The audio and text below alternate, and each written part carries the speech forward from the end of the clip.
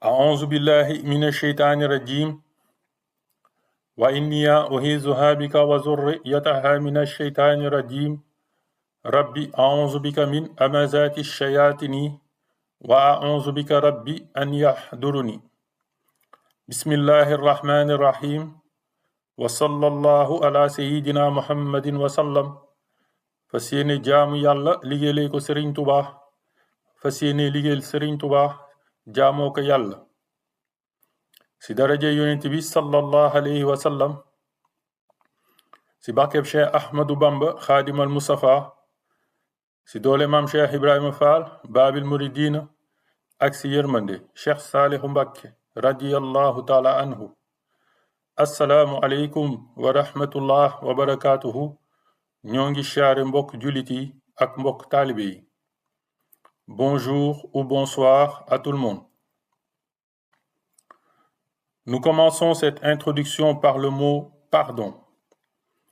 Pardon au bon Dieu pour ne pas avoir toujours accompli les devoirs et éviter les péchés. Pardon au prophète Mohammed sallallahu alayhi wa sallam, à Serigne Touba radiyallahu anhu et toute sa famille pour ne pas avoir toujours été le talibé que nous devions être. Pardon à la famille, aux amis, collègues et connaissances pour ne pas avoir été avec eux la personne que nous devions être.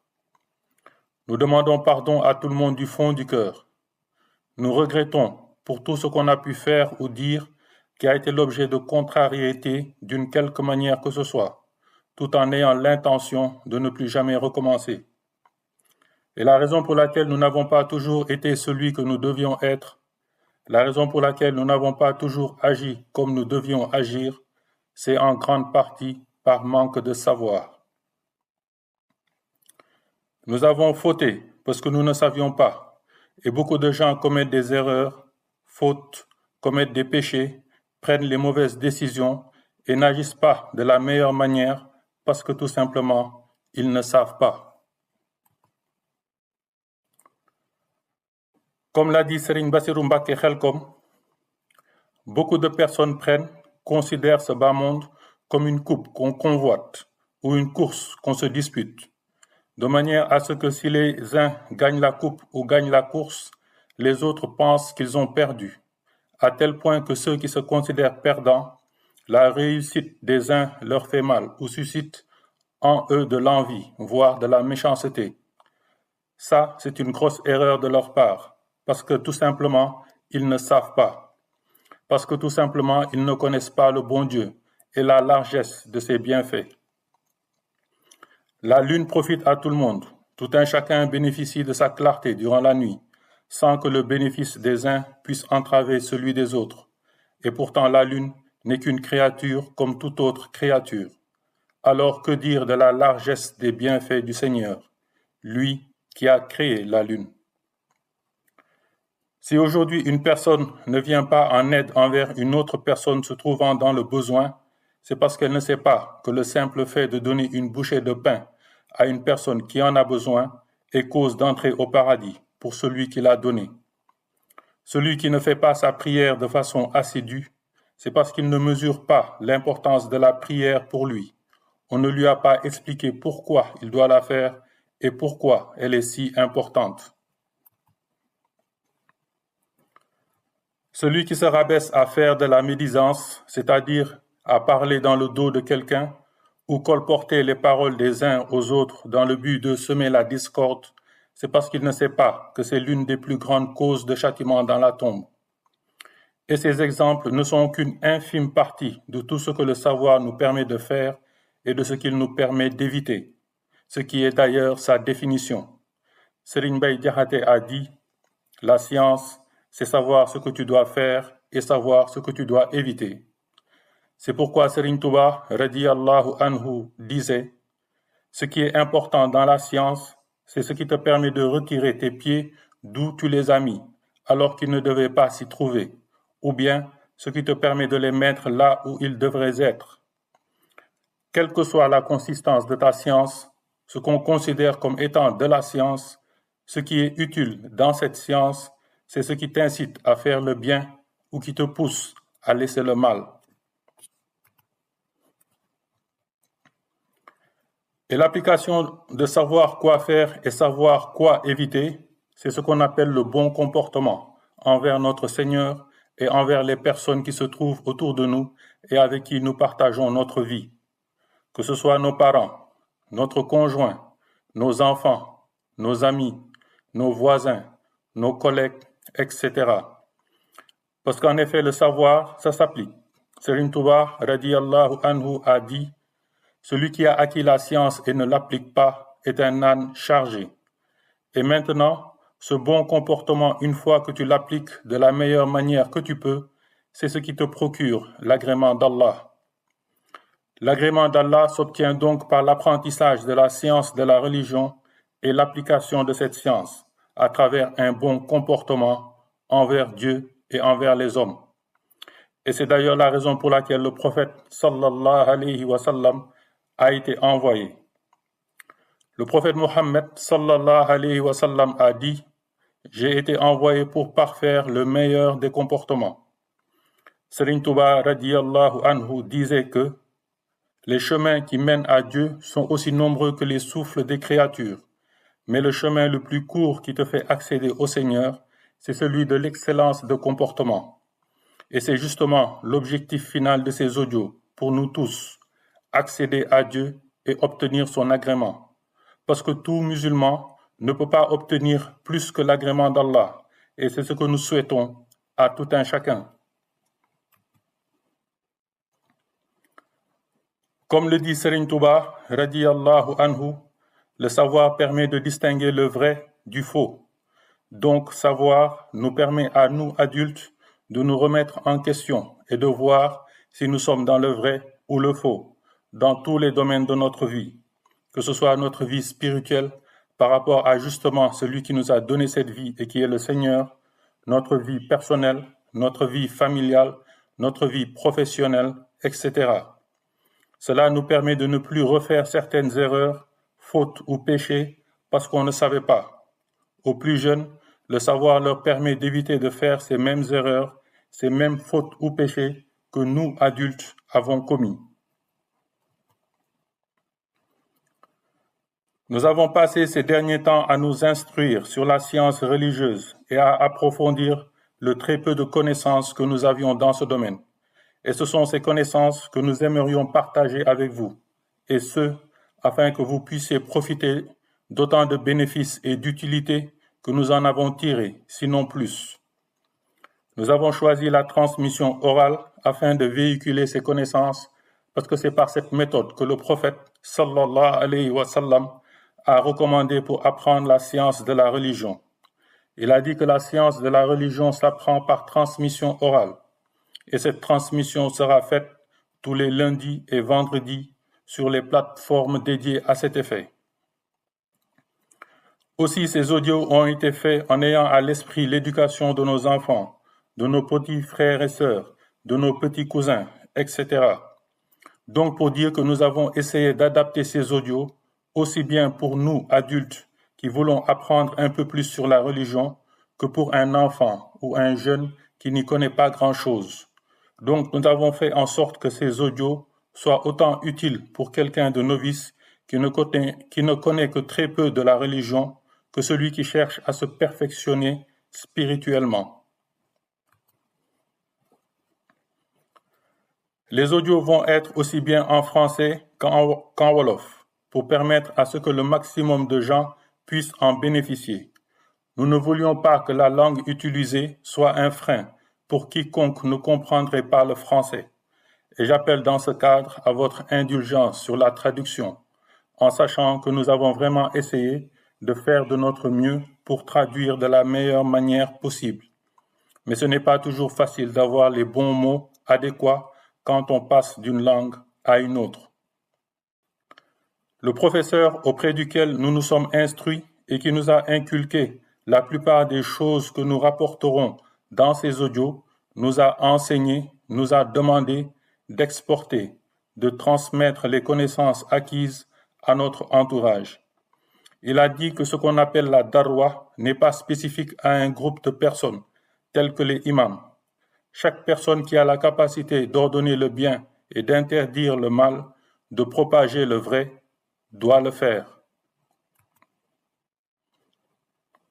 Serigne Bassirou Mbacké Khelcom a rapporté un hadith où le prophète Mohammed sallallahu alayhi wa sallam a dit: la connaissance que tu as, transmets-la, aussi peu soit-elle. Tout ce que vous avez appris de moi, transmettez-le, même si ce n'est qu'une seule parole. Celui qui a eu la chance d'être présent, qu'il informe ceux qui étaient absents. Donc c'est une recommandation de la part du prophète sallallahu alayhi wa sallam de prendre les connaissances qu'on nous a inculquées, aussi petites soient-elles, et de le partager avec nos frères et sœurs musulmans. Et c'est cette recommandation que l'on a voulu suivre en confectionnant ces audios. Nous allons vous répéter exactement ce que notre enseignant nous a dit un jour et qui s'applique complètement à nous. Nous ne sommes pas savants, nous ne sommes pas mouftis. Ce que nous avons reçu par transmission, ce que nous avons appris, nous vous le transmettons. Nous n'allons rien inventer. Nous allons vous donner les informations religieuses telles qu'elles ont été transmises par les savants de la part du prophète Mohammed sallallahu alayhi wa sallam. Et on ne va que très rarement donner notre propre avis sur tout ce qu'on va dire dans ces audios. L'objet de ces audios est de vous transmettre, entre autres, à hauteur de ce qu'on nous a enseigné, c'est quoi les lois selon la religion de l'islam, quelle a été la vie du prophète sallallahu alayhi wa sallam et qu'est-ce qu'il a enseigné, qu'est-ce qui est inscrit dans le Coran, qu'est-ce que les savants nous ont légué pour notre réussite ici-bas, tout comme notre réussite dans l'au-delà. Et par savant, on entend les pieux prédécesseurs tels que l'imam Malik, l'imam Ali, le Hafiz Ibn Jawzi, etc. Mais aussi les savants contemporains tels que Serigne Sam Mbaye, Serigne Bassirou Mbacké Khelcom, Serigne Mbaye Diaga Diop et autres. Et bien entendu, Cheikh Ahmadou Bamba, notre modèle et guide spirituel, ainsi que ses illustres fils tels que Serigne Salih, Serigne Fallou, Serigne Souhaïbou, Serigne Bassirou, etc. Et ses chers, en citant principalement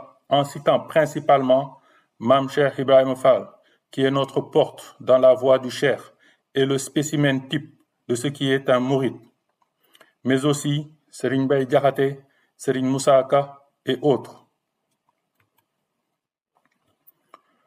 Donc le contenu de ces audios ne provient pas de l'être insignifiant que nous sommes, mais plutôt de la hauteur, la grandeur et la sagesse des savants de notre époque comme des époques antérieures, qui ont lutté dans la voie de Dieu jusqu'à obtenir l'agrément du Seigneur, et l'humilité et la bonté qu'ils ont eue de partager leur savoir, jusqu'à ce que justement des êtres de moindre importance comme nous puissent y accéder et vous le rapporter.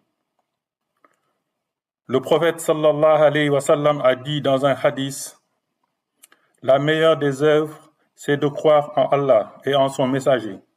Mais quand on dit croire, cela ne signifie pas seulement avoir la foi en Allah et en son messager, c'est-à-dire être persuadé qu'ils existent, mais cela signifie avoir la foi et connaître qui est Allah et connaître qui est son messager.